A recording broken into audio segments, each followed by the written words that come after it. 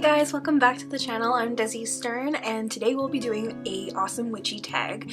I have been waiting for a witchy tag for a long time that is this fun looking, and I actually found it off of Shadow Harvest's channel. She did the tag in response as a VR to the originating creator's channel, and sorry, her name was Little Cosmic Crow, and she's a smaller channel, and I just think she's so cute, and I think she deserves a lot more subscribers than she already has.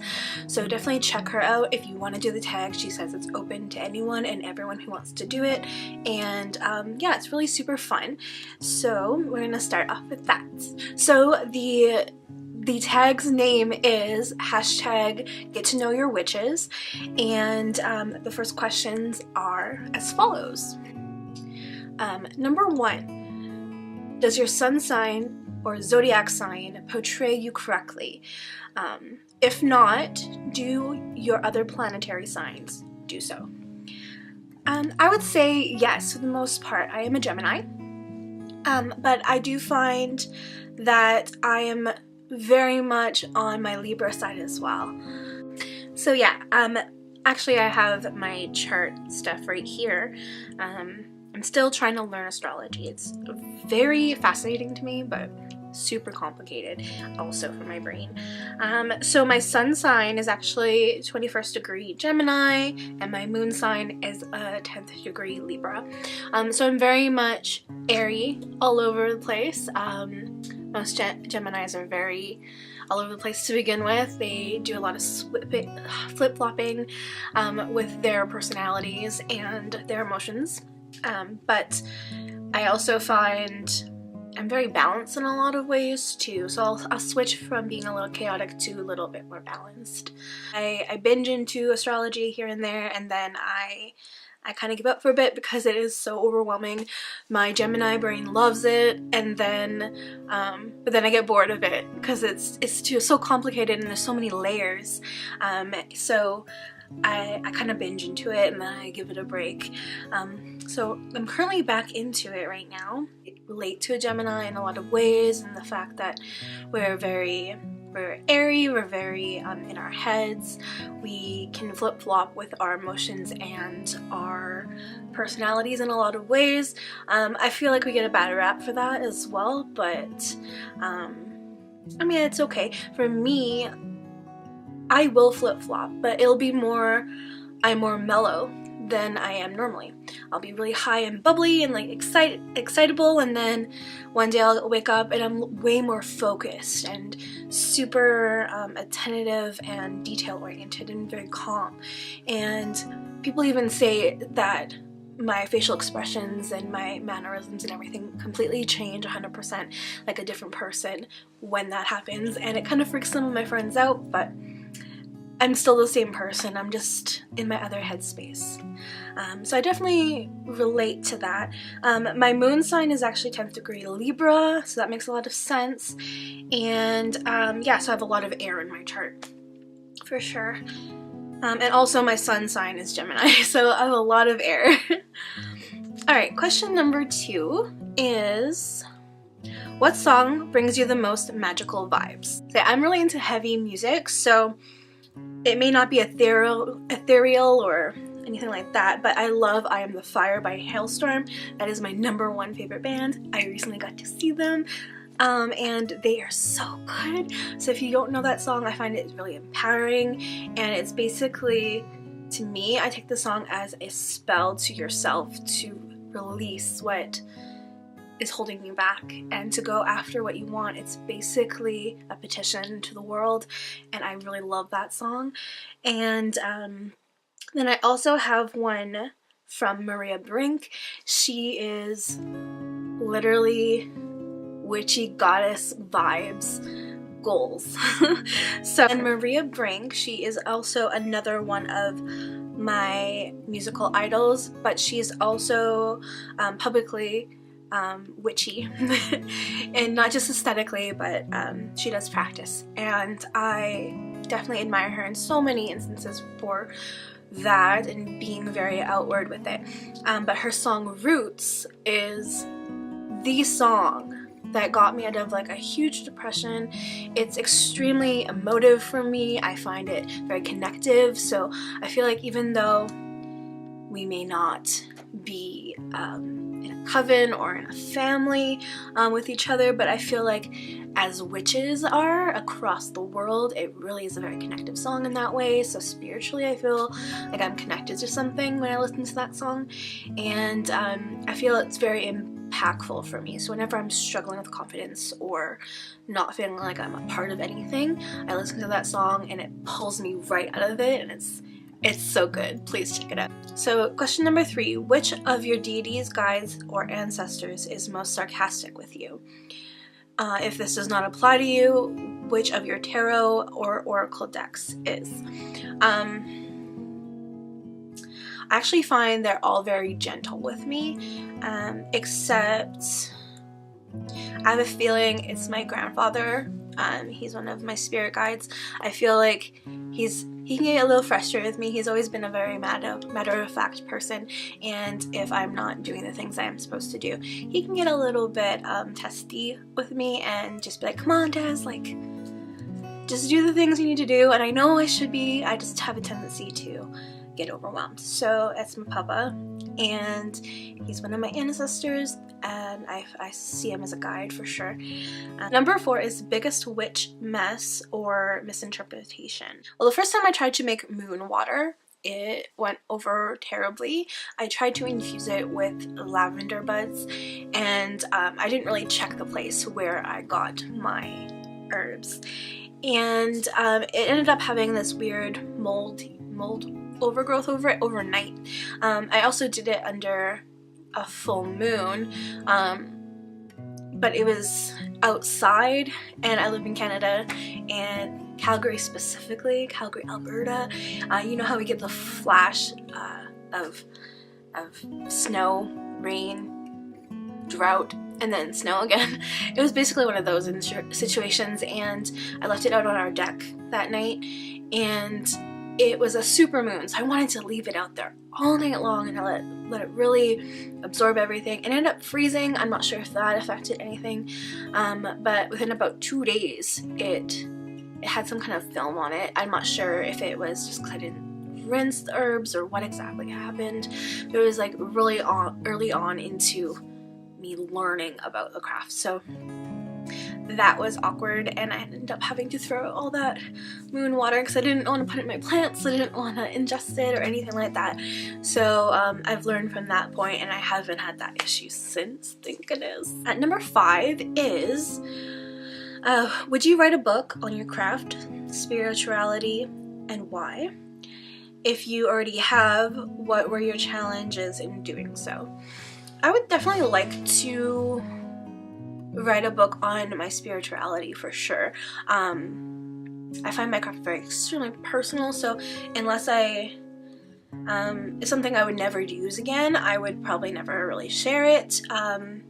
If I do share something, it's an example of it. It's not the exact same thing I would do. So for me, I think my spirituality would be really interesting to write about, because I've always had a very clairsentient type connection, clairaudient. I am very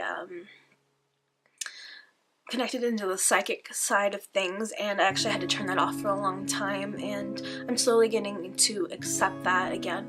So to be able to share those experiences from my mindset of being 8, 9, 10 and upwards, and slowly discovering what that really was, and that I wasn't going crazy, I think would be really kind of cool to dabble in. Number 6, if someone wanted to summon you into their circle, what 5 items would they need?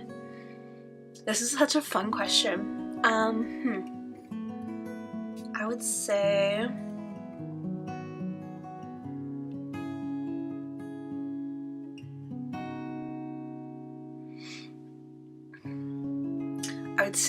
an electric guitar for sure. Anytime there's an electric guitar anywhere, I'm there. I would say glitter, which is annoying to some people, but the fact that you would like take that glitter into your home and like wafted all over the place, it earns my respect because I love the sparkle. And I would definitely come for someone who would do that to be able to talk to me. Yeah, so a guitar, something glittery, or glitter itself. I would say, this is hard. Definitely would have to have a Hailstorm record playing in the background, and I would say a cauldron for the feminine. Okay, so guitar, something glittery, Hailstorm record because I love music and I like it heavy, and this is hard. A cauldron because I do side with the feminine aspects of my spirituality, and I would say let's do an incense. I would do a personal blend of incense, so I would be eucalyptus, lavender, and sweet orange, and have that burning while you either chant or you have a little song for me, and that would definitely get me going. Okay, so number 7. If you were a ghost, what place would you haunt? Okay, number 1 there. If you see me and it's been a bit and I'm still on this plane, please send help. I do not want to be stuck. But I would say I would want to either go to...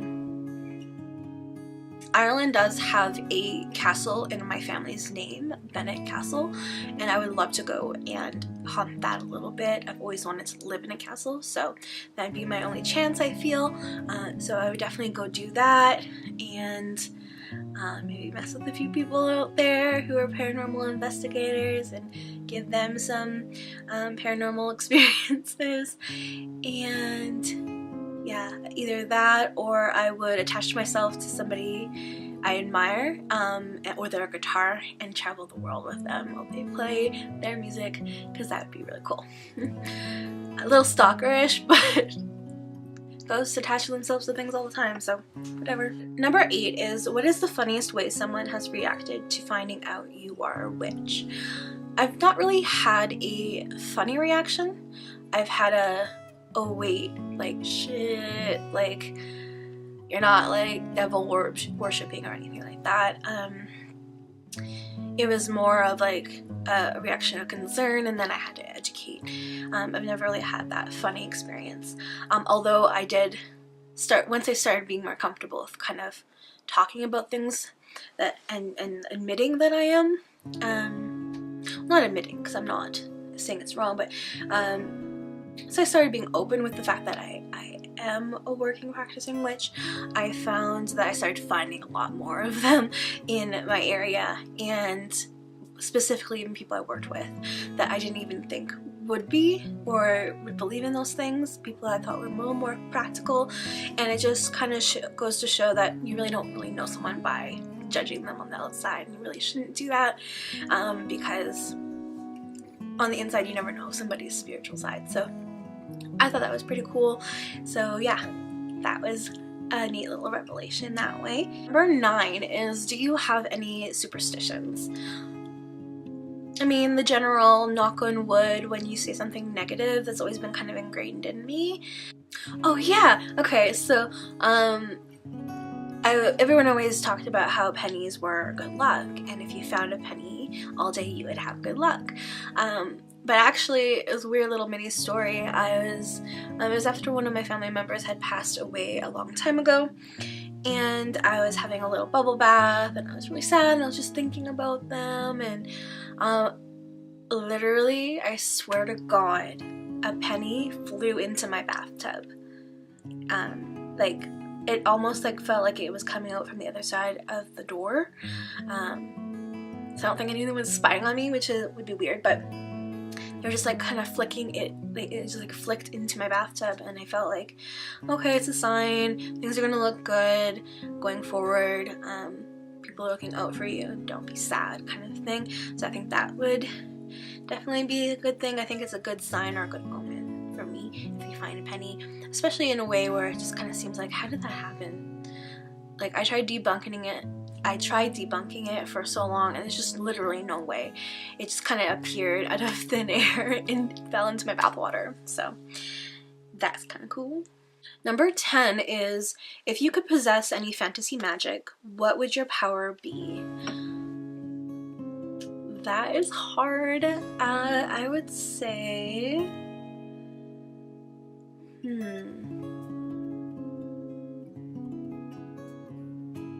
I've always kind of wanted sparkly glitters because that's just something I like, to be able to like, psh, it's glittery. I throw magic at you. But in reality, I would really like to be able to just teleport somewhere by the thought of it. So be able to show up in Thailand, or show up in Ireland or Scotland or Australia or something like that, and be able to experience the world in that way, just on a moment's thought, or be in another time, in another place, past, present, or future, and be able to relive those things by teleporting myself there. I think that would be the best power ever. Number 11 is, what is something random on your altar or altars? Let's see. Actually, this whole shelf here is one of my acting altars. Actually, I have like a triangular bookshelf thing going on, and I work on top of them. And then I have another altar over there just for Aphrodite. But right here is a little ring box from when I graduated. See, it's a little tassel and everything, and it carried my graduation ring. I'm not sure why it's there. It might be there because it's close to my jewelry box.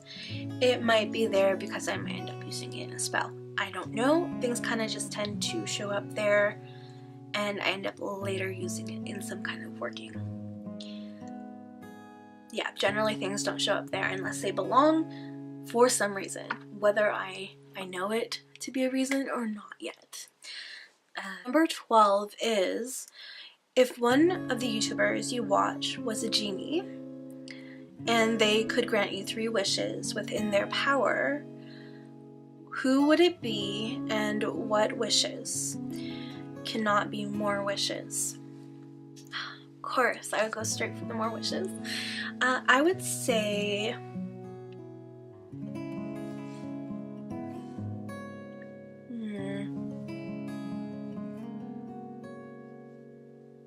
this is really hard. I think I would want Jenna from the White Witch Parlor to be my genie, and the 3 wishes I would ask of her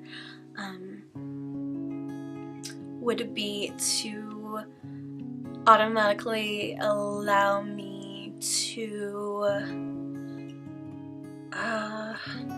this would be hard.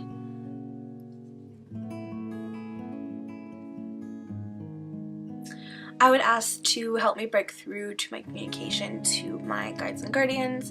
I find it's very blocked right now, and I would like her to help me fight through that a little bit.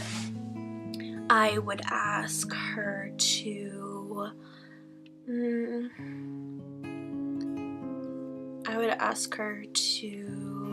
I really like the way she kind of goes about magic in a different sense. She doesn't always follow the rules.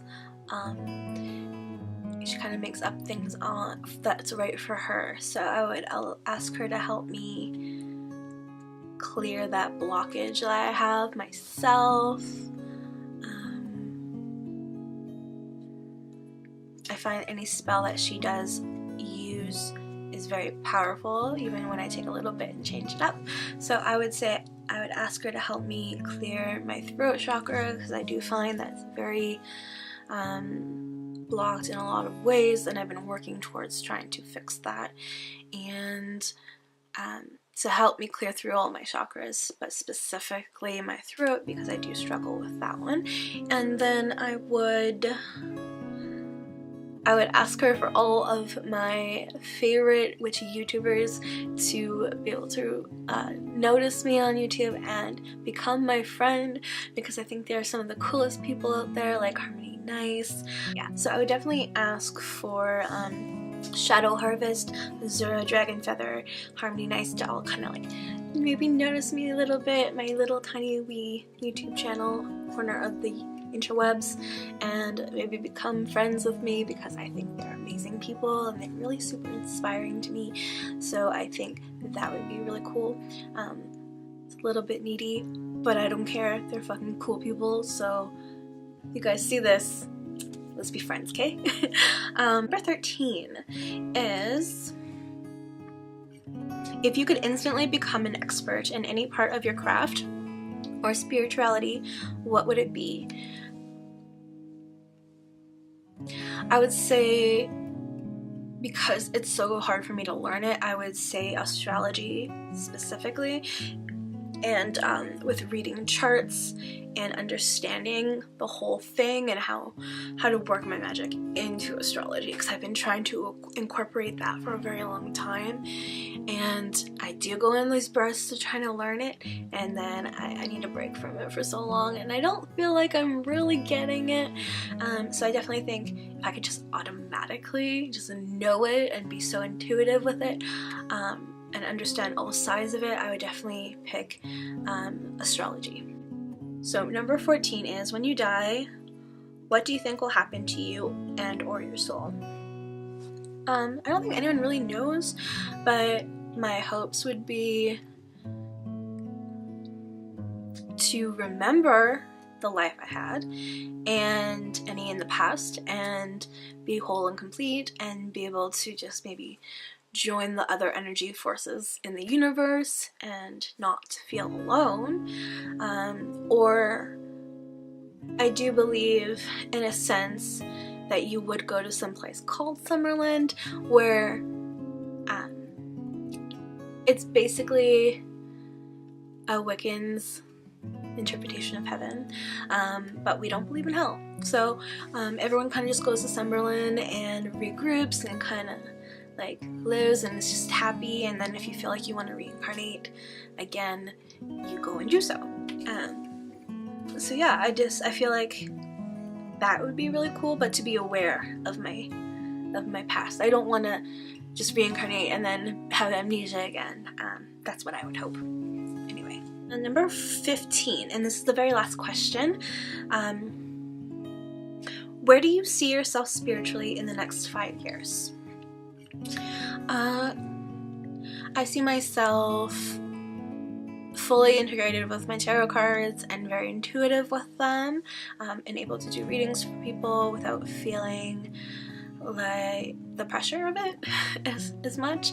I would like to maybe pick up the runes and be fairly strong with that divination. I would like to be fully integrating with actual traditions in my practice, and doing those like yearlies for all the Sabbats. And